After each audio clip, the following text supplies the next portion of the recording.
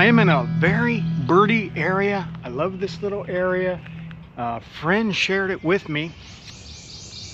And there's warblers here. And that's what I'm doing. I'm out looking for warblers on a beautiful but cloudy spring morning. My friend told me I might see and be able to photograph a Prothonotary Warbler here at this location, and that's exactly what I'm hearing. That's a Prothonotary Warbler, and it's right over there, right in there. So I'm going to keep watch, and hopefully it'll come out from hiding. I waited at this spot a lot longer than this clip shows, hoping to see the Prothonotary. Finally, I saw it. It flew out of the dark woods and landed in this very brushy area. It was too hard to photograph there, so I waited. And soon, it flew to a nearby tree. And then it flew to this nice little perch. And then it landed on the perfect perch.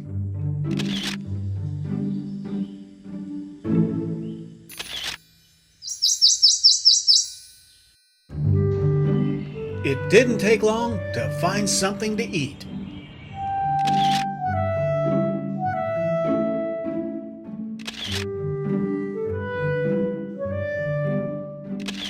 I love its reflection in the water. After waiting quite a while, I finally saw it and photographed it. That was fun. I'm at location number 2, and I just got a glimpse of a male American Redstart right in there, but I'm afraid I didn't get the best shots. This is roughly what I saw. I hit the shutter button and I took this burst of photos. Every one is blurry. I can't tell you how discouraged I was. I was very disappointed, and even more so when I looked up and that little American Redstart was gone. I hadn't seen or heard any other warblers in the area, and so I really wanted to find that little warbler again.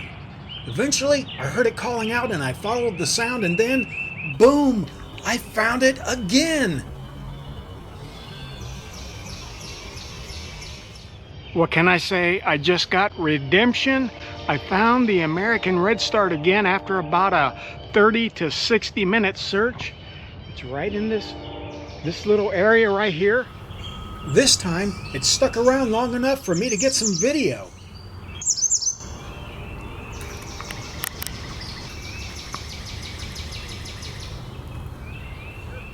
I got some fantastic shots.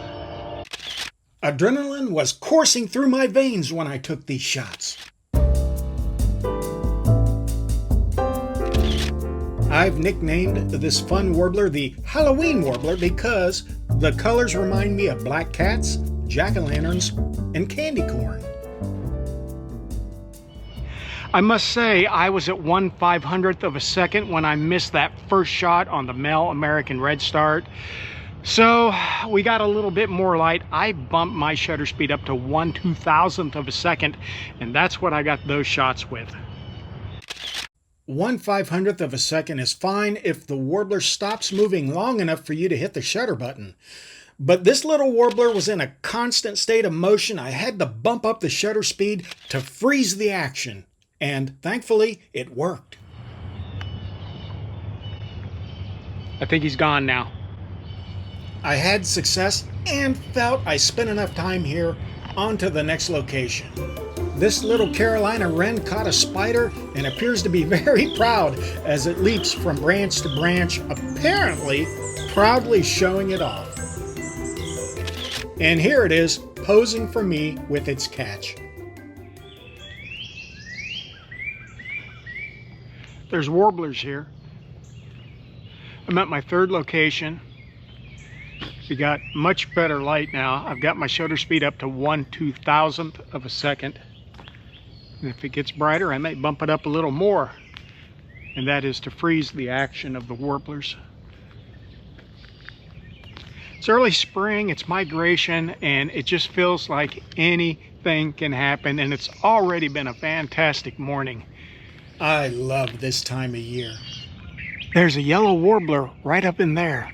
During my last visit here, I missed 2 opportunities to photograph a yellow warbler. They just moved too fast, or maybe I was too slow. But I'm happy to have another opportunity.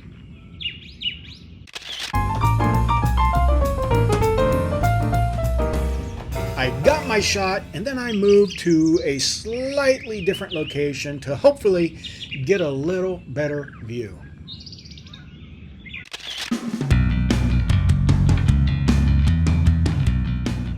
I felt like I got a measure of redemption by photographing this yellow warbler, and I'm very happy. I see another yellow warbler. It's in the brush line right over here along the little lake. The warbler was investigating the brush line, looking for something to eat.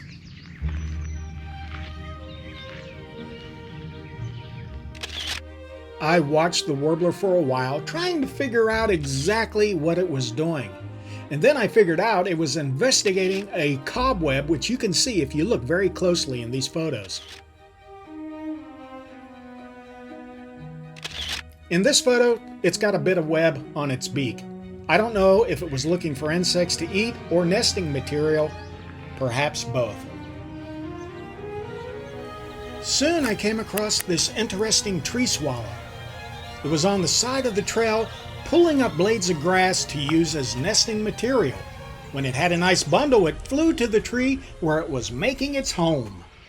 Way up in that tree, way up there, I see movement. I know it's a warbler. Looking at it right now. I took some shots, and this is what they look like high up against a cloudy sky when everything is backlit. I had to increase exposure all the way, and it was an American Redstart, but it was very high up in that tree. This photo was taken zoomed in at 600 millimeters. This is the raw file, and it's unprocessed. In this next photo, I cropped and edited, and that's the best I could get. Here's another shot. This is 600 millimeters. This is the raw file. Here it is cropped and unedited, and here it is edited. That's the best I could get. It doesn't compare at all to this shot, which was taken in much better light. I sincerely tried to edit that American Redstart and make it look as good as I could.